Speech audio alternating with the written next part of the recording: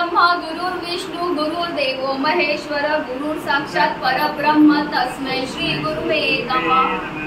गुरुपौर्णिमेच्या सर्वांना हार्दिक शुभेच्छा। आपण आहोत डहाणू येथील गजानन महाराज मंदिरामध्ये। श्री गजानन महाराज की जय। श्री गजानन जय गजानन श्री गजानन जय गजानन श्री गजानन जय गजानन श्री गजानन जय गजानन श्री गजानन जय गजानन श्री गजानन जय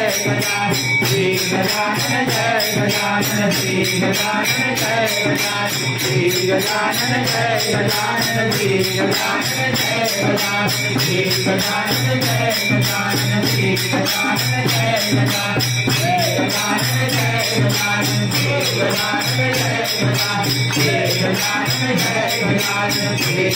जय गजानन श्री गजानन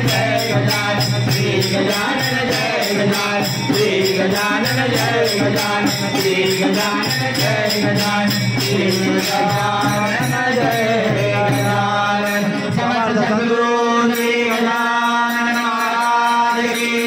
मंगलमूर्ति मोरया महारुद्र हनुमान की जय। राजाधिराज रामचंद्र महाराज की जय। जय जय रघुवीर समर्थ सद्गुरु स्वामी गणेशानंद सरस्वती महाराज की जय। आज के आनंद की जय। अपने गुरुदेव की जय। अवधूत चिंतन श्री गुरुदेव। किती आनंद रे सांगो गजानन तुझ्या नामाची रे जुळ जुळ वाहे गंगा तुझ्या नामाची रे जुळ जुळ वाहे गंगा। किती आनंद रे सांगो गजानन किती आनंद रे सांगो गजानन तुझ्या नामाची रे जुळ जुळ वाहे गंगा तुझ्या नामाची रे जुळ जुळ वाहे गंगा। किती आनंद रे सांगो गजानन किती आनंद रे सांगो गजानन तुझ्या नामाची रे जुळ जुळ वाहे गंगा तुझ्या नामाची रे जुळ जुळ वाहे गंगा। किती आनंद रे सांगो गजानन किती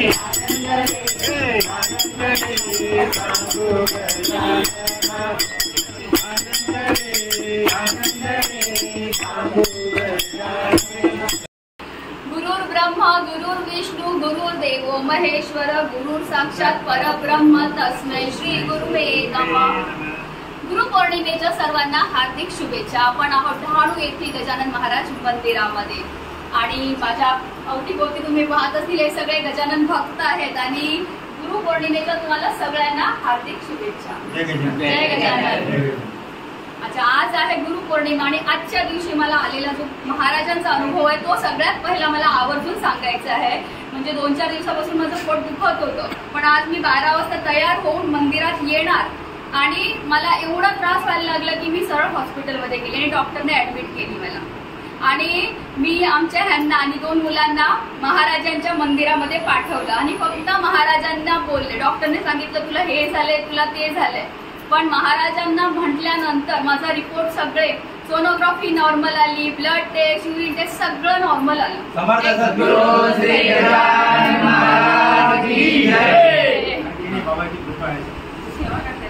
आणि विशेष म्हणजे ही ज्यावेळी ऍडमिट झाली आणि कालच रात्री मी तिला सांगितलं होतं का गुरुपौर्णिमेच्या कार्यक्रमाचा तू व्हिडिओसाठी तू ये मंदिरात। ती म्हणजे मी नक्की येते, पण ती येऊ शकली नाही आणि तिचे मिस्टर घेऊन आले, प्रसाद घेऊन आले। दरवेळेला ती प्रसाद घेऊन येते, ती बोलली नाही आणि तो प्रसाद सगळा महाप्रसाद नैवेद्य दाखवण्यासाठी गेला आणि आम्हाला देखील काळजी होती कारण आपल्या मंदिराचे जे काही कार्यक्रम होतात ते सगळे कार्यक्रम प्रगती आपल्या यूट्यूब चॅनलवर नेहमी टाकते आणि डहाणूतील एक प्रख्यात यूट्यूबर आहे ती आणि आपल्या मंदिराद्वारे सगळे कार्यक्रम आपल्या मंदिरात पर्यंत पोहोचतात. आज गुरुपौर्णिमा आहे आणि तुम्ही आज जरी कव्हरेज केला नाही तरी आजच्या गुरुपौर्णिमेचा कार्यक्रम खूप उत्साहात आनंदात साजरा झाला. पहाटे 4:30 वाजल्यापासून जी दादांची पाद्यपूजा, अभ्यंगस्नान वगैरे, नंतर काकडा आरती, महापूजा, सत्यगजाननाची पूजा, प्रवचन, कीर्तन, पुन्हा दादांची पाद्यपूजा आणि नंतर महाप्रसाद भंडारा असा भरगच्च कार्यक्रम झाला, या मंदिरामध्ये संपन्न झाला. प्रगती पुढच्या वेळी तो नक्कीच हे करेल. आणि तरी पण महाराजांनी तिला पुन्हा संध्याकाळी पाठवलं अशीच राहो. आणि अत्यंत जाज्वल्य आणि अत्यंत तेजस्वी अशा आमच्या गणेशानंद सरस्वती महाराजांनी तप करून पावन केलेल्या या भूमीमध्ये असे अनुभव हे प्रत्येक भक्ताला येतात. फक्त तुमचा भाव हा अत्यंत लीनपणे तुम्ही महाराजांना आणि दादांना शरण गेलं पाहिजे. अशा या मंदिरामध्ये गेले कित्येक वर्ष हा गुरुपौर्णिमेचा उत्सव साजरा होतो. आज देखील अत्यंत उत्साहात साजरा झाला. अजूनही भक्त येतातच आहेत आणि दर्शन घेतात आहेत. समर्थ सद्गुरु श्री गजानन महाराज की जय. मंगल मूर्ती मोरया, महारुद्र हनुमान की जय.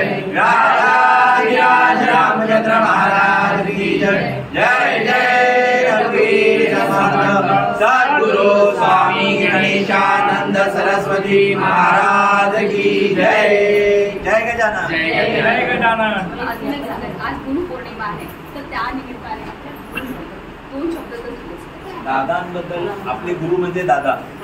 आपल्या सर्वांना या मार्गावर आपल्या सर्वांना या मार्गावर ज्यांनी आणलं आणि या सर्वांच्या जीवनाचं कल्याण केलं ते आपले परमपूज्य गणेशानंद सरस्वती महाराज यांनी या ठिकाणी जवळजवळ 33 वर्ष तप केलं. 2014ला त्यांनी या ठिकाणी आपला देव ठेवला.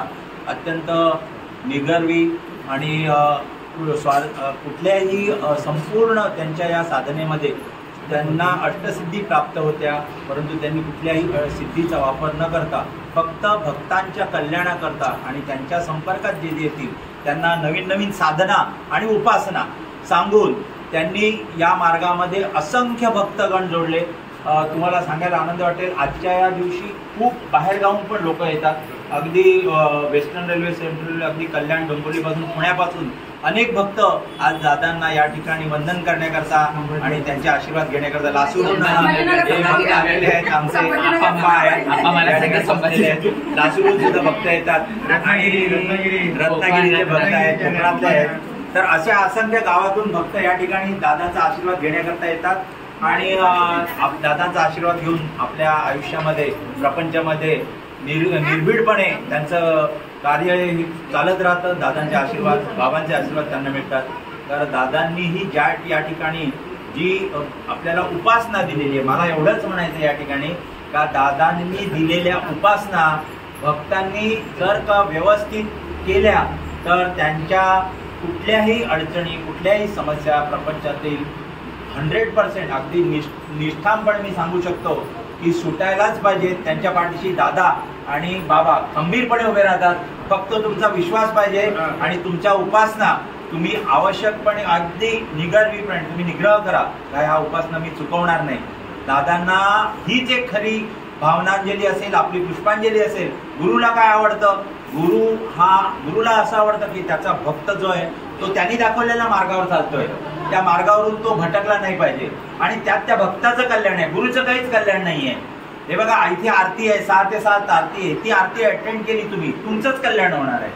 महाराजांचं किंवा महाराजांना किंवा दादांना त्याचा काहीच हे नाहीये. पण त्यांची तळमळ जी शेवटपर्यंत होती दादांची का भक्तांनी यावं मंदिरामध्ये, आरतीला या, जप करा, उपासना करा, अमुक करा, पारायण करा, हे ते सांगायचे लोकांना. आणि ज्या ज्या भक्तांनी ते केलेलं आहे ना त्या त्या भक्तांचं कल्याण हे झालेलंच आहे हे मी या ठिकाणी सांगू शकतो. आणि आज मला पुन्हा या व्हिडिओच्या माध्यमातून सर्व डहाणूतील किंवा अन्य सर्व भक्तांना एक निवेदन करायचं आहे. मी गेली 2-3 वर्ष या ठिकाणी आहे पुजारी म्हणून. असंख्य भक्तांना या ठिकाणी अनुभव येतो. फक्त त्यांची श्रद्धा हवी आणि दादांनी दिलेल्या उपासना तुम्ही तंतोतंत पळा, बाकी काही करायची गरज नाही. सगळं तुमचा चरितार्थ दादा आणि बाबा बघतील. समर्थ सद्गुरु श्री गजानन महाराज की जय. आणि तुझ्या चॅनलला पुन्हा आमच्या शुभेच्छा. आता लवकरच 1 लाख सबस्क्रायबर्स होणार आहेत माझे. आजच्या गुरुपौर्णिमेच्या निमित्ताने सौ सुरेखा सुभाष दिवाकर राहणार वसमत जिल्हा अंबोली या भगिनी आपल्या या मंदिरात आल्यात आणि विशेष म्हणजे त्यांना विष्णू सहस्रनाम पाठ आहे आणि त्यांनी या मंदिरात बसून विष्णू सहस्रनामाचा पाठ केलेला आहे आणि ही एक वेगळी आदरांजली आणि एक वेगळी पुष्पांजली दादांच्या आणि महाराजांच्या चरणी त्यांच्याकडून ही भक्तिभावनांची फुलं ही विष्णू सहस्रनामाच्या रूपाने अर्पण केली गेलेली आहेत. तर सर्व भक्त डहाणूतील भक्त भगिनींतर्फे तुम्हाला शुभेच्छा आणि तुम्हाला महाराजांच्या अशी तुमची सेवा घडत राहो. आणि कारण या ठिकाणी अधिक मासामध्ये आमच्या भगिनी देखील विष्णू सहस्रनामाचं महिनाभर पठण करतात. त्यामुळे या ठिकाणी विष्णू सहस्रनाम होतं गेली 40-50 वर्ष विष्णू सहस्रनामाचं पठण होतं पण वाचून म्हणतात पाठ आहे. हो म्हणजे एकदम एक शब्द न शब्द पाठ. अच्छा हे विशेष. हा मला राजगुरू महाराजांच्या परिवारात यावं. राजगुरू महाराज हे माझ्या आई वडिलांचे गुरु आहेत. त्याच्यानंतर ते वरदानंद स्वामी त्यांच्या जागेवर बसले ते माझ्या भावाचे गुरु आहेत आणि त्याच्यामुळे ही परंपरा त्यांचं एकच आहे की जन्मसंसार बंधनात जन्मसंसाराच्या बंधनातून दुसरं मुली नाही फक्त विष्णू बरोबर. छान खूप छान. श्रीमान केशव पुरुषोत्तम